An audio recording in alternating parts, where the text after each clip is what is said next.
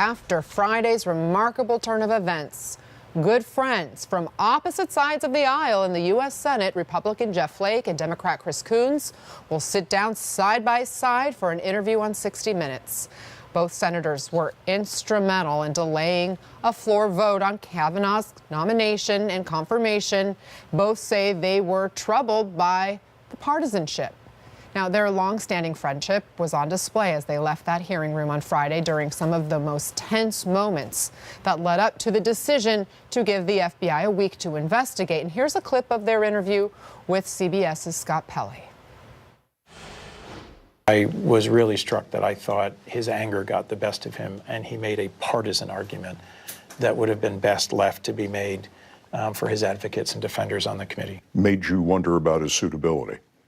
In my case, yes, it made me wonder about his suitability to serve on the bench. But Senator Flake, you identified with it, you understood. Well, the part that he talked about, the mention of the Clintons and whatnot, I didn't like either.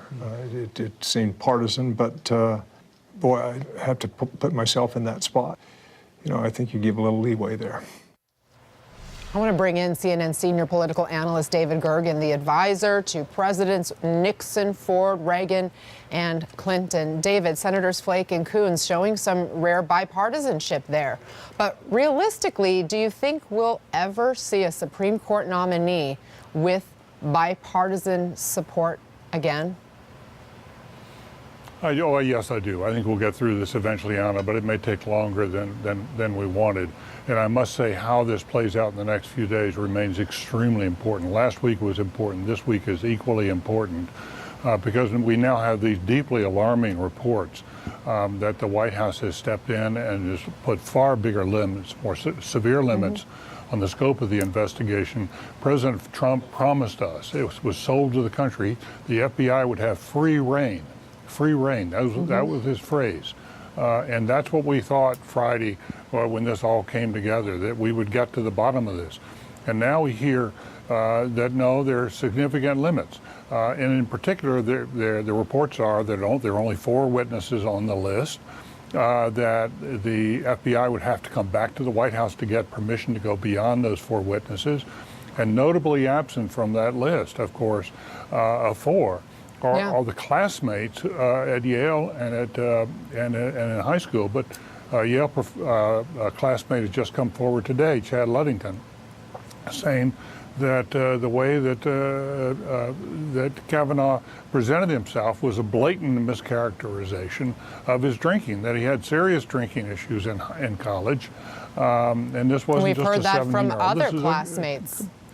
And heard that from other clients. And why they would not be included as witnesses is just beyond belief, because 2 things. One, it bears on the whole question of whether Judge Kavanaugh might have gotten drunk and might have blacked out in effect, or simply does not remember because he was too drunk to remember what may have happened with Mrs. Ford. We don't know. And that he is, honestly doesn't believe it because he can't remember it. That is important to know. But the other thing that's really important, of course, is what he has told the committee and what he's told the American people, how he's presented himself. He's presented himself, I had some issues with beer, but I never blacked out. I wasn't ever a staggering drunk. All those accounts are false. Well, we now have people coming up and saying that's not true. He has, in effect, misled the committee. That is vital to understanding about his temperament and his suitability to be on the court. Let's talk more about the White House's approach to this investigation. You mentioned some of what we've learned about how it's limited, but the bottom line is we don't really know. They won't say exactly who or how many witnesses there are. You mentioned 4 names that have come up, but we don't know if that list is all inclusive. We're also told, though, that they're not looking into Kavanaugh's overall drinking history. And you point out why that could be a problem. We don't even know really, though, the totality of allegations being investigated. We've heard they have talked with Debbie Ramirez, but what about Julie Swetnick, who has signed, a document saying she has witnessed some of this behavior that could, corroborate to some extent the allegations of Ford. Are you confident that the FBI is going to get to the bottom of this, that we'll have any more clarity when this investigation is complete? No. The only way that Judge Kavanaugh is going to go on the court without a serious cloud over his head and without the Supreme Court being in some degrees compromised, is if the White House and the Senate Republicans and whoever else, Flake ought to be in on this, tell the American people exactly how this investigation is being conducted and make it transparent, so at the end of the day, people are convinced that they have gotten to the bottom of it. And right now, the suspicion is growing very rapidly among those who have questions about Kavanaugh that this is the fixed job, and that horribly, and I really hope this is not the case, that Senator Flake, Senator Collins, and others have in effect signed on to a deal they know is not going to go anywhere, but it gives them cover when they vote.